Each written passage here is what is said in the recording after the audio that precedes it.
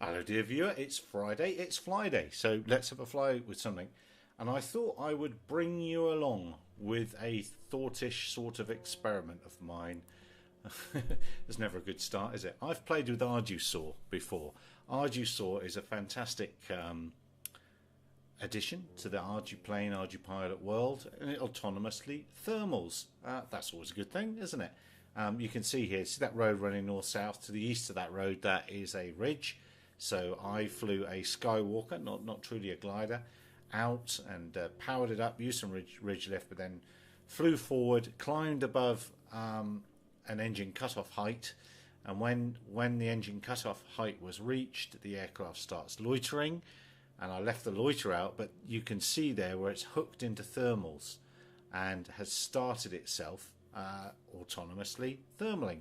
So then circling away, finding the center, and I give up on the left when it's too high for me. So that's why obviously the thermals are moving right to left, and I give up on the left when it's out of sight almost for me.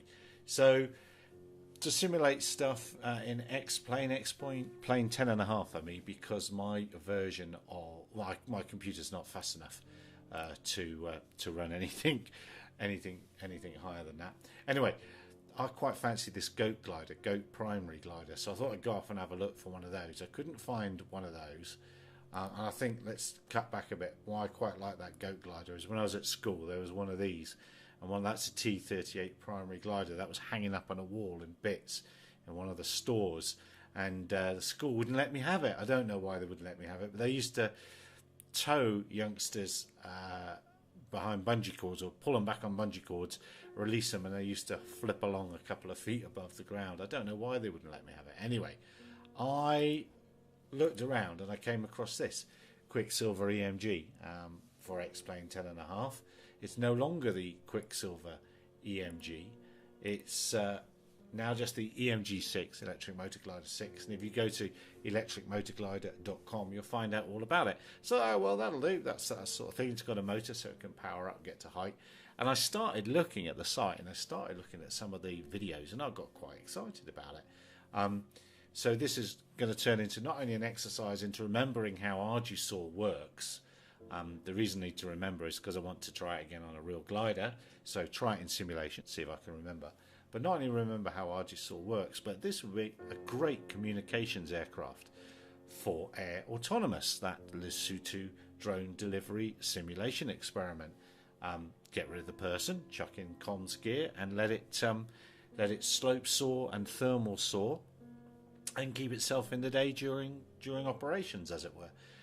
One of the things that most excited me about this was that they'd already worked out things like regenerative charging and stuff like that in flight. So it does that. So once you hook into a thermal, you can charge yourself back up a little bit. And they've also thought about short field landings using reversing the motor, so you creating more drag. So they're definitely thinking in our way of thinking over there, and using model aircraft parts as well. So anyway, here's a mission planner. We find ourselves at Royal Naval Air Station Yeovilton in South Somerset. No, we don't. We find ourselves at Merrifield, a satellite airfield to Yeovilton. And the reason I'm doing this is it's easier to work out stuff before I move it into Lesotho, close to sea level.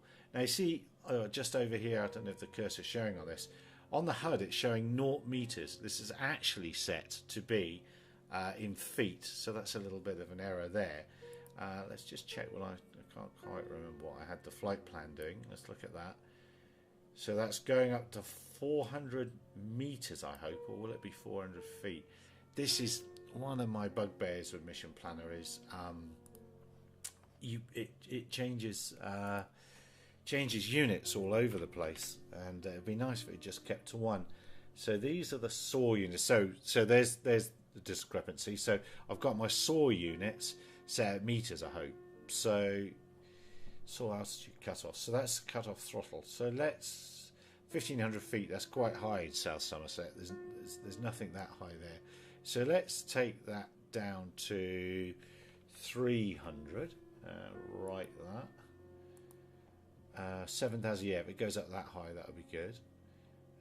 20 don't get lower than 150s. It's not much of a band, is it? 100 meters would be 300 feet. Let's say 100.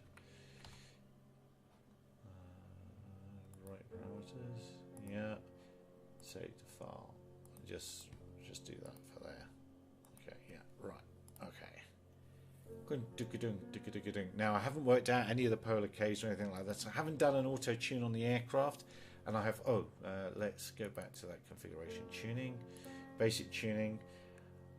So I'm restricting the bank angle, restricting the pitch, cruise 17 meters a second to get to knots, double it 34. That's probably a bit too fast. Fly by wire minimum 10. That's 20 knots. That's probably okay. A maximum speed 30 knots. Those are probably okay, but they're just a guess. I say no auto tune, no nothing with this so far. So what I'm going to do, get that flight plan. Let's write the waypoints. Make sure that they're there. So I'm going to get airborne in manual. What did I just say was that? Height. So it was 300 meters. And what height was this? Sorry, I should have done this 400. 400 feet or 400 meters? What's that going to be? Alright, well, we'll find out in a minute, won't we? So in theory, we should climb up. And then once it gets to start its waypoint mission, it'll chop the motor and start looking for thermals. That's what I'm hoping. So I've got a little bit of wind happening on here on the on X-Plane, using the ability to to speak. And what I should get up there now is I should get up some thermals. Now the thermals in X-Plane are awful. The generic ones. So I found this thermal simulator. Let's say surprise me and generate thermals. Oh, that surprised me. Oh well, we'll sort that out in a minute. Gosh, what's it done that? Why has it done that? It's gone into auto. Maybe it was in auto. What's occurring? It must have been. It must have spawned a thermal right where we were.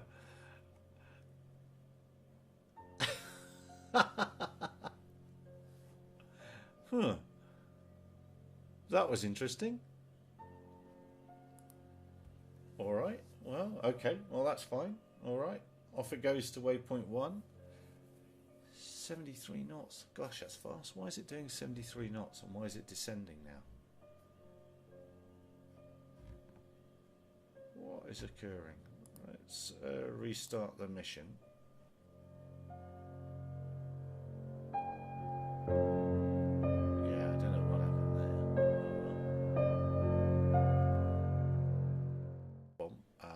For those that don't know it, in Mission Planner, you can go here.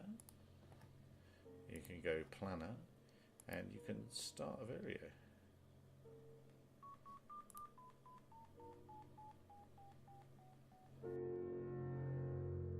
I don't know why that takeoff happened. I'm only guessing that it spawned a thermal right underneath us. What you could do, it's a bit cheesy, but the thermals are balloons in this. That's the marker. So I've put them on now. So we'll see how we go compared to that.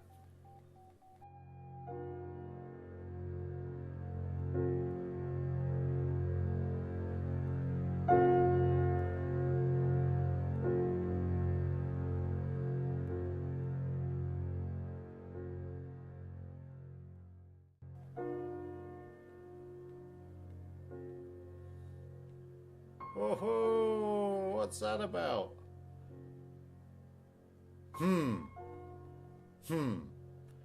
That's not good, is it? Why did it do that? Right, okay, we're going to have to do an auto-tune. Auto-tune. Set mode. Right, okay, so what we're doing now. Now, let's look at the speeds. All right, 60 is the green line there. Should pay attention. So that's 30. 30 max. So now, in auto-tune, as I fly, I am controlling it or rolling and pitching the aircraft, and it is, I am an auto tune, yeah. It will be creating the PIDs that I need. I need to fly this for 5 or 10 minutes like this. And job hopefully then will be a good one, as they say. So what's it like? Certainly, what's it going to settle at if I leave? That's full throttle. If I just go 3/4 throttle-ish, I'll just do that. Where's it going to settle? God, perhaps I was flying way too slow.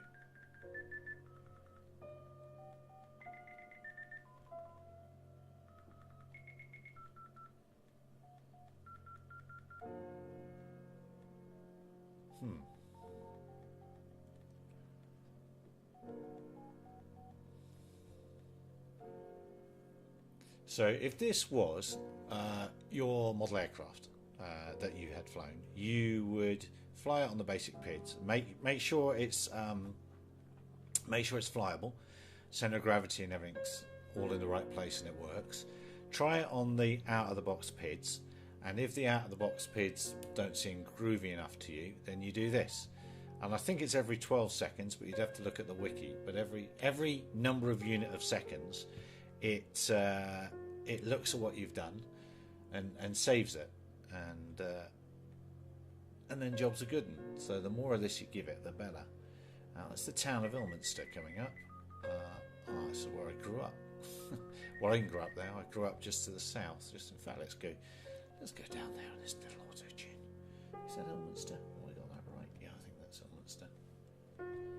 Or is that Ilminster? If that's Ilminster, that's the wrong side of the A303. Where are we?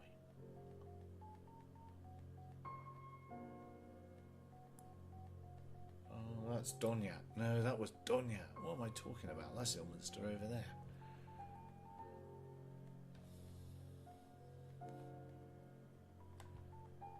This isn't getting us home, is it, for tier medals? So we're at 360 feet, 200 meters. So what we said, that should be 600 feet for the mission. Right, so let's go to configuration and tuning. And let's just save what we've just done there. Hope that's a little bit better. You could change the name to Skywalker. Right, now, so what do we look, we're putting along at 60 here. So cruise 17 is probably really far too low. We'll do that in a centimetre. Flyby minimum is definitely too low then. What would that be? That would be this 40. 20 would be 10. What's that look like? About 15 maybe.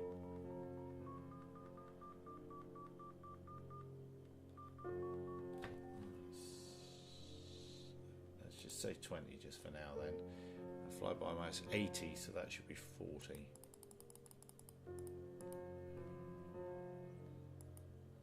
Cruise throttle 70. No, are we slightly descending now as I do this? No, we're about level, and it looks about 3/4 of cruise throttle. Talking to myself. Full. And here we go. Trim. The reason I go trim is because down here in Arto, trim airspeed it was 1700. What do we say? It's a bit fast for gliding. That's its power on speed. Let's just say 2500. Let's see what happens. It'll be 25.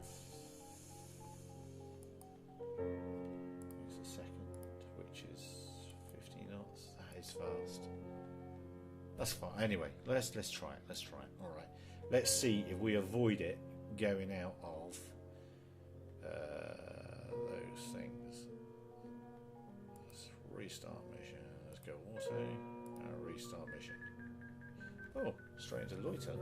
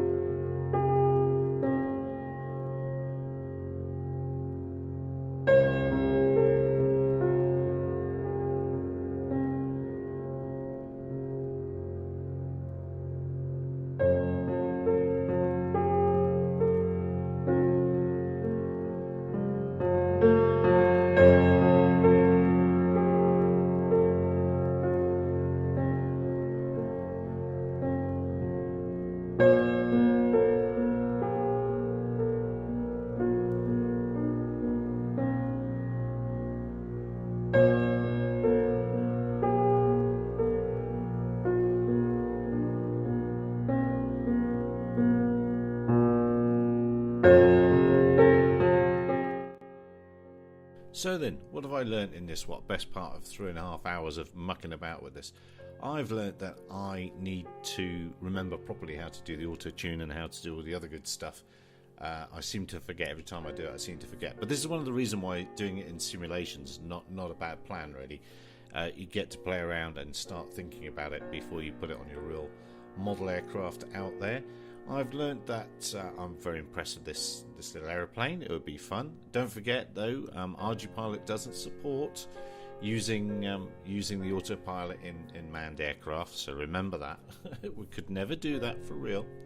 I've learned that the thermals are quite good, not brilliant. The balloons are cheesy. You'll notice if you watch the video hard that it does lift the wing. It does get pushed out of thermals, so that's quite accurate. I need to tune the aircraft properly. I need to work out the actual polar case and all that for the soaring, getting that correct. And but it's worth continuing. It's worth going down this line. Don't forget, join us every Tuesday for our Drone and Sundry weekly hangouts at 2100 GMT. Have a lovely weekend, dear viewer. See you on Tuesday. Bye for now.